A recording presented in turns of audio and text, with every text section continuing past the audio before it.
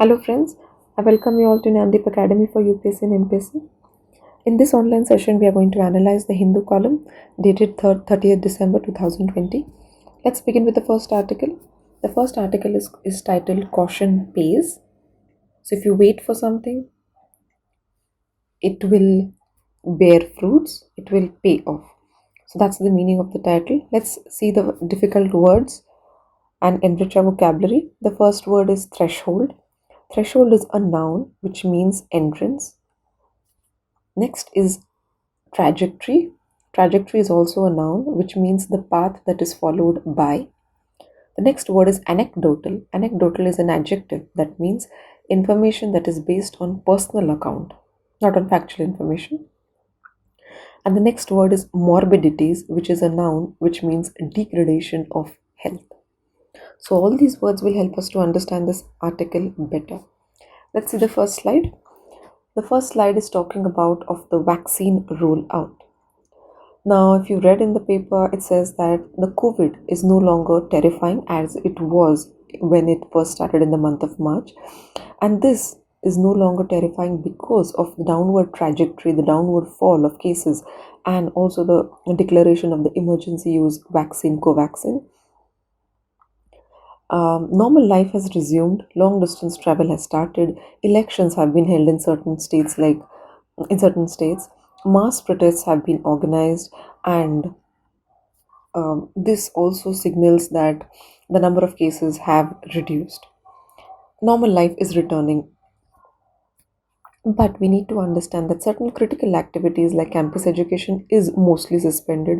So schools and colleges are yet to be accessed in the offline mode, and health checkup of senior citizens is still unaccessible. Now, this is a very important aspect that the senior citizens are not able to go for the routine checkups or for the monthly checkups, which is very, very important for their health.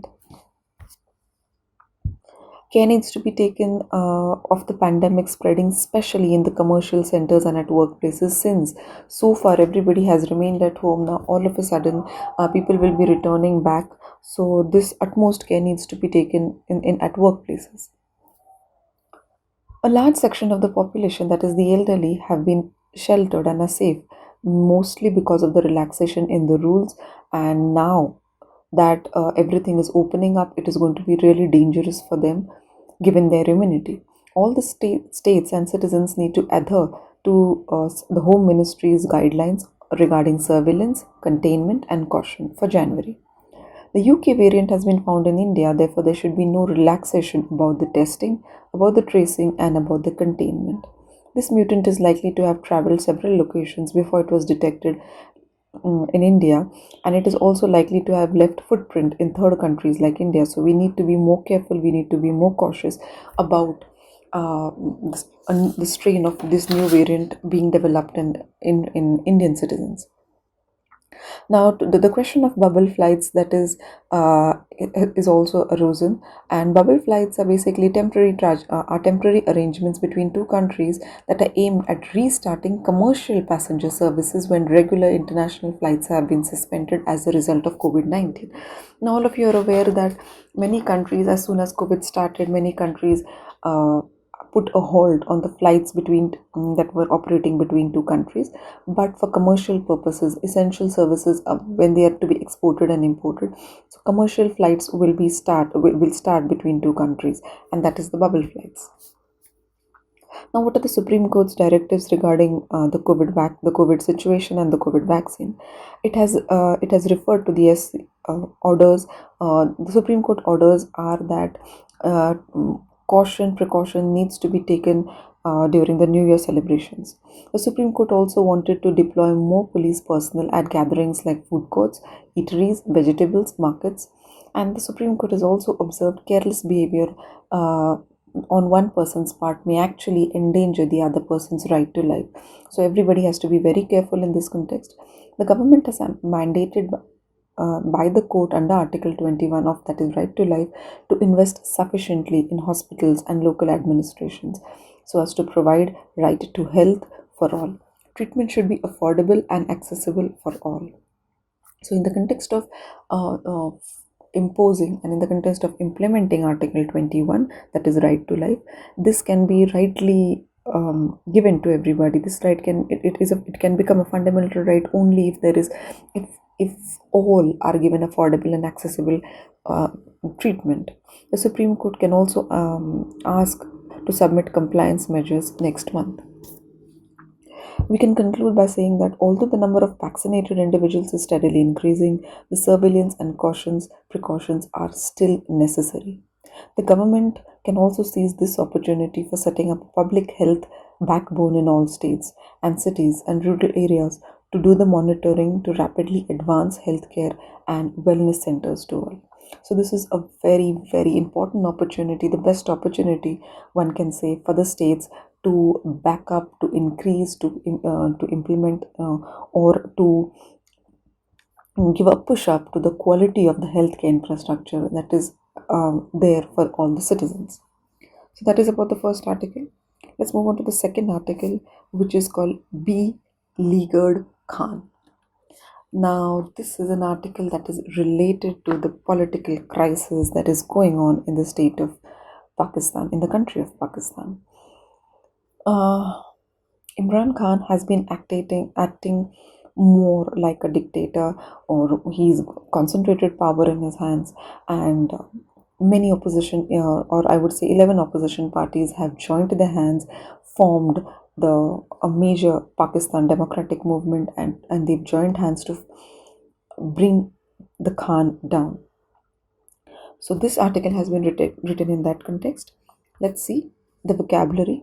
The first is beleaguered, which is an adjective. It means in a very difficult situation. So we can see that Imran Khan is finding himself in a very difficult situation given the political crisis of Pakistan. Ultimatum is the next word, which is a noun, which means a final proposition, demand, or a condition. The next word is a crusade, which is a noun, which is a vigorous campaign. And impasse is also a noun which means a situation where no progress is possible, a situation where there is still chaos, there is still confusion. That is about the vocabulary. Let's move on to the first slide. Here we need to understand that Pakistan opposition has called a rally, and this rally has been organized on the 13th death anniversary of the former Prime Minister Benazir Bhutto. It is a joint rally which is called by Pakistan's opposition parties, and it signals the unending political crisis of Pakistan. So, 11 political parties, opposition parties, including Bhutto's Pakistan People's Party, have formed the Grand Alliance, which is called the Pakistan Democratic Movement, which is staging protests against Pakistan Prime Minister Imran Khan.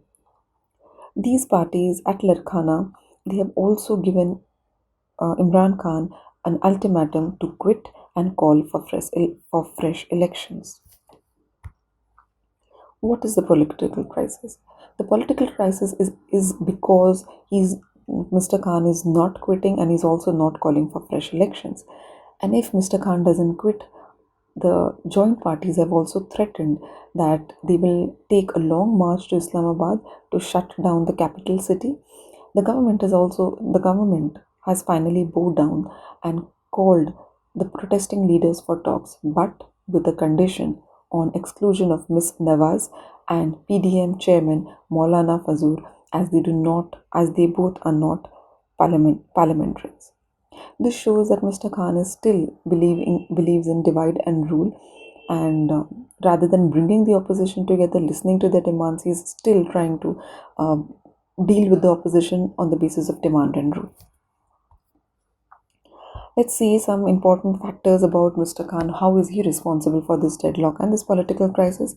Mr. Khan is being blamed for the political deadlock. His confrontational approach has harmed Pakistan's image and his government. His crusade against corruption has targeted opposition party, but they have overlooked his own party leaders who are also a part of this corruption. Mr. Khan's consolidation of powers and pursuit of corruption is these actions of him are responsible for this deadlock. There are many cases against the opposition that have brought the opposition together. Let's see what we need to know about the PDM, or the Pakistan Democratic Movement, which is the Grand Alliance, it is not actually a coherent unity. It is not a unified party, we can say. There are variations. It ranges from secular Pakistan's People Party and to the conservative Pakistan Muslim League, but still they have united in one resolve, that is against the Prime Minister to quit. The government could have been flexible in approach towards the opposition, but backed by the but the Prime Minister, as backed by the powerful military generals, is not ready for any compromise. The political deadlock is going to increase. Problems of people are Many problems are lying ahead, especially at a nation which is harmed by COVID. There are many economic challenges, and this is and Pakistan is further going deep down into debt burden. Along with this, added to this, with the problem of the political crisis is going to harm Pakistan and its citizens. We can conclude by saying that the government needs to address these issues not with a confrontational approach, but with rather an open mind. But the political crisis has actually paralyzed the government. The government should give up this approach, confrontational approach, have open talks with the opposition leaders, address their concerns, because a hardline approach is actually going to paralyze government and also the image of Pakistan.